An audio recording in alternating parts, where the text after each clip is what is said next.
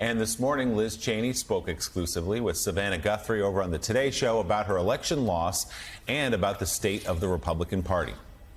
Well, look, I think, as we've talked about before, I won my primary by 73 percentage points 2 years ago.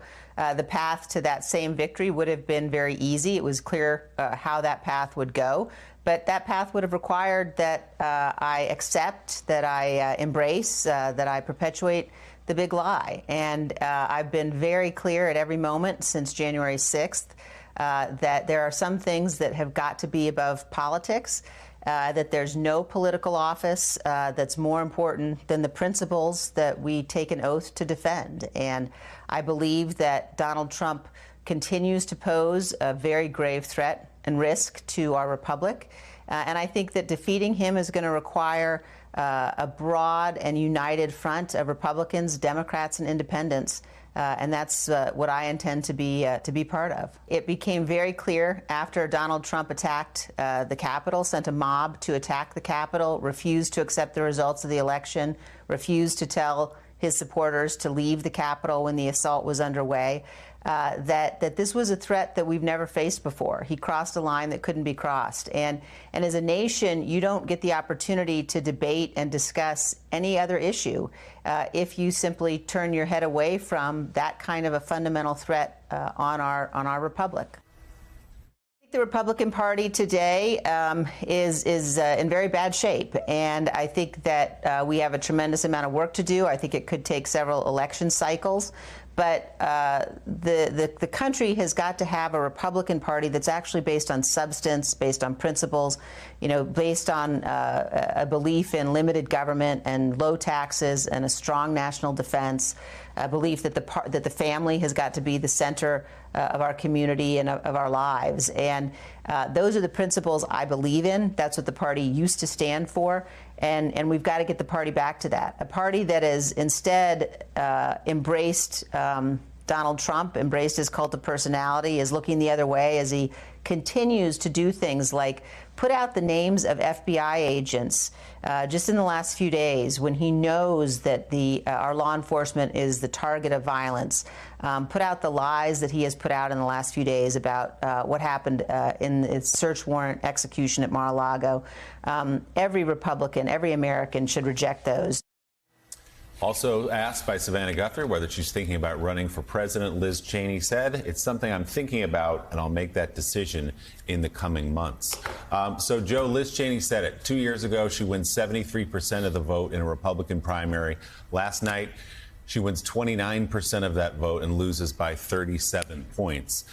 She hasn't changed, she says, as a conservative. She still votes with Donald Trump, or did when he was president, by and large, more than anyone in the Congress, and also her conservative rating hasn't changed at all. What has changed is that she decided to cross him, and a candidate stepped into that void, sided with Donald Trump on everything, even though Harriet Hageman, her opponent, actually in 2016 was trying to get Donald Trump out of the race. She was an anti-Trumper, but saw the political opportunity to step into this race and won big last night over Liz Cheney.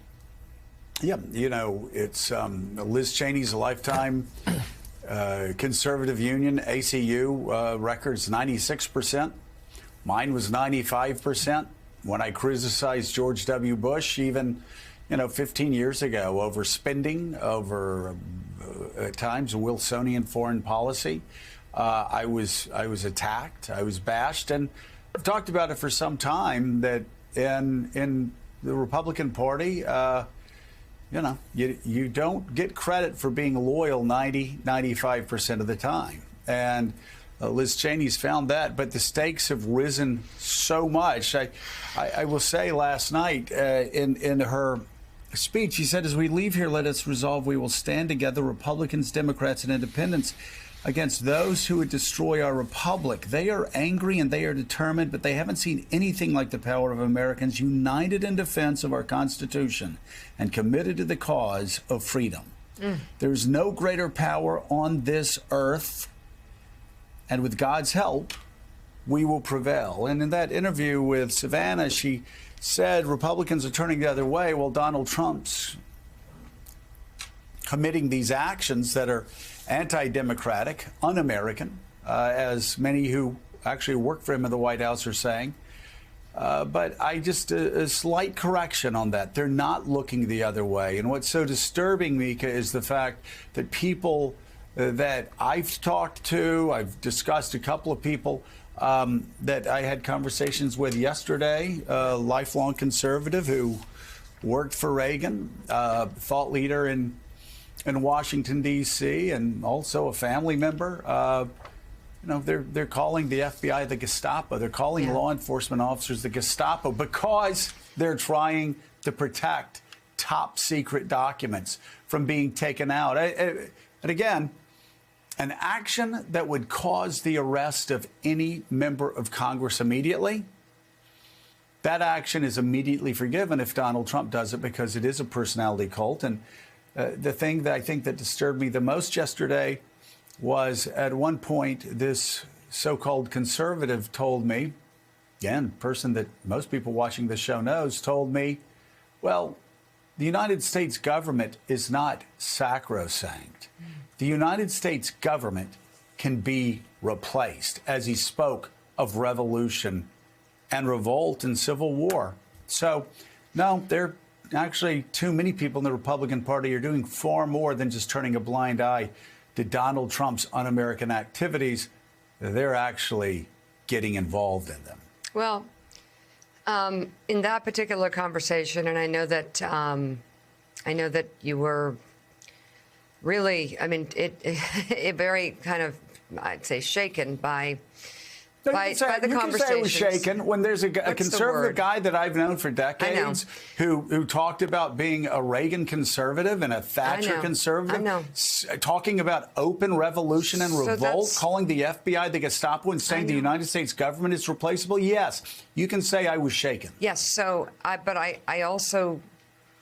I can only say that when you get to the point where someone like that is very smart, very educated, written many books, the whole thing, is saying things like that, they're so broken. Their brains have been twisted in the cult of Trump to the point where they now say things that go against their very own core values.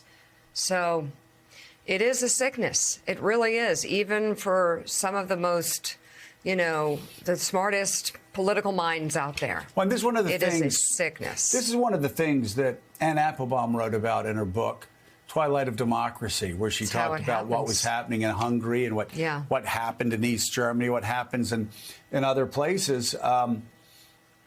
That's what was disturbing. It's educated people who actually, some of the smartest minds, who actually make the illiberal attacks against democracy possible. And they lose themselves in it.